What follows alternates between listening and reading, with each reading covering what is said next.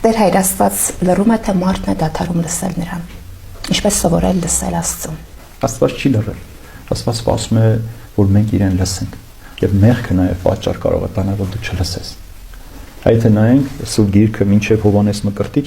վերջին մարգարեն Մաղաքիա մարգարեն էր։ Աստված 400 տարի չխոսեց ժողովրդի հետ։ Ոչ մի մարգարե չեկավ Աստծո խոսք չբերեց մինչև որ ստիպված Աստծո որդին ինքը իջավ։ Ոչ թե Աստված ինքն էր լռել, այլ մարդը չէր ուզում Աստծո հետ խոսել։ Ու Աստված քո հետ ամեն օր խոսում է։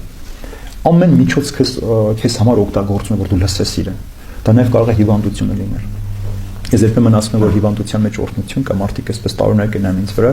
այո, մինչև դու չես հիվանդանում, կորցնելու ցավը չես զգում, դու չես անդրադառնում քո կյանքին, քո ընթացքին չես անդրադառնում, այդ ժամանակ մարդը ամենաանկեղծ Աստծուն աղոթում եւ խնդրում Աստծուց։ Ուրեմն Աստված քեզ նույնիսկ փողոցում քայլելուց կարող է քեզ նշան տալ փոխվելու համար։ Քնած այդ ժամանակ Աստված քեզ կարող է հրավեր ուղարկել, որ դու իրեն լսես։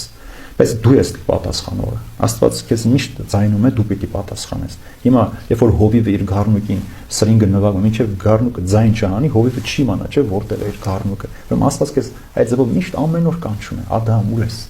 Ինձ ասում է, Տեր Շավարժ, ուր ես։ Ինձ միշտ կանչում է, ես իրեն պատասխանեմ։ Եթե ես չպատասխանեմ, ես չեմ կարող իրեն գտնել եւ լսել ինքը ինչ է ինձ ասում։ Ուրեմն Աստված չի կարող լռել, Աստված անդադար շարժման մեջ է։ Աստված ցույց է տալիս իր նպատակը, թե ամեն ինչ ոնց անում մարդու փրկության համար։ Աստված, Հիսուս Քրիստոս, Սուրբ Հոգին, Սուրբ Երրորդությունը ամեն կերպ միասնական աշխատում են մարդուն, որպեսզի մարդը լսի, բայց չեն լսում։ Ինչու որտեղ մեղքը նաև խլացնում է մեզ։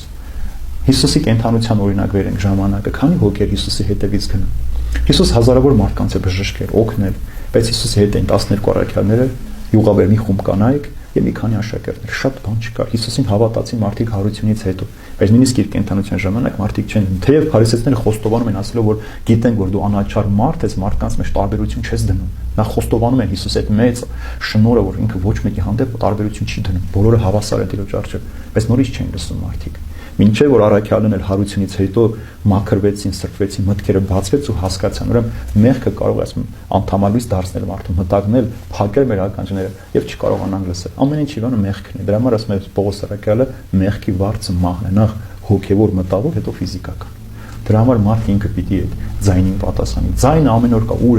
ուր ես, քեզ հարցնում է Տերը, ուր ես։ Կամ հայտնության գնաց մեզ ձեր դրան առջև կանգնած եւ թակում եմ ձեր սրտի դուռը, բացեք, ներս կմտնեմ։ Այդ դրան վրա դրսից բռնակ չկա դրած, միայն ներսից է բացում դուռը եւ բացողը դու ես։ Հիսուս չի կարող դուռը բացել, դու պիտի բացես դուռը։ Որ պահին բացեցիր, ինքը քո կյանքի մեջ ներկա է։